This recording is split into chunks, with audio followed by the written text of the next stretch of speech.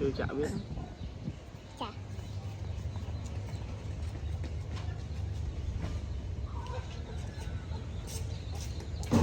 Đang nấu trong một xu rồi.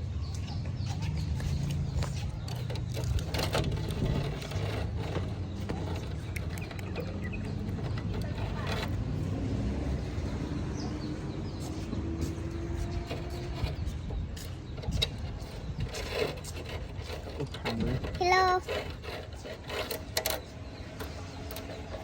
Hello.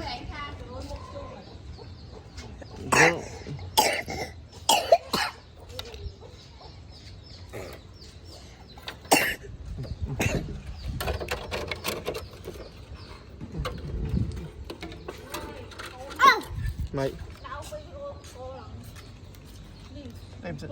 đây cái đâu này không rồi nhỉ? Mà mến vì cái đau mà khai hay chọc cổ.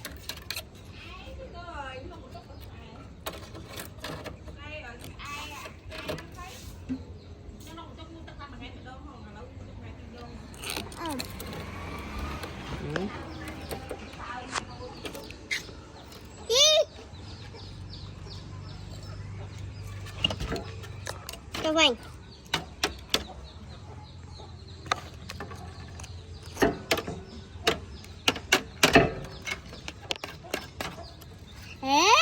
Vậy bây giờ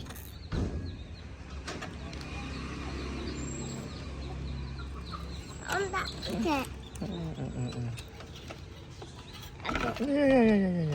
Khơi chưa? Khơi rồi. Trời. Sao rồi. Mà cho chơi, cô hút đáy. Chạm phần này bảo ông đó.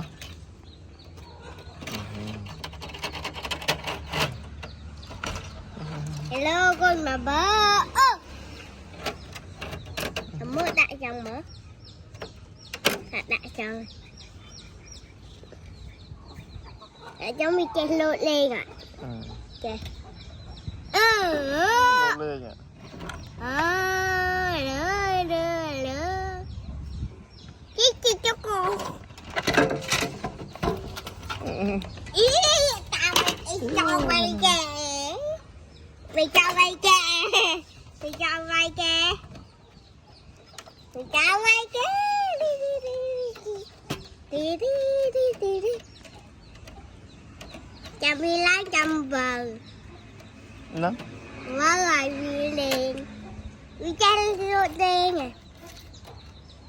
Lột cài vậy. Cài rồi. Ê! Chị ăn con anh. Ý là vậy. Lấy nó lên vì à.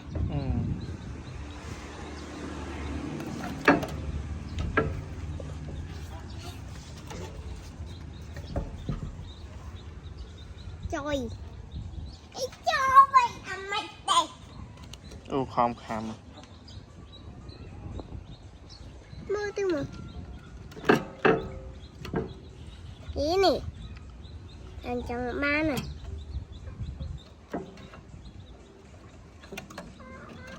Con đi là về ra ngapa. Vì lao mày ruột.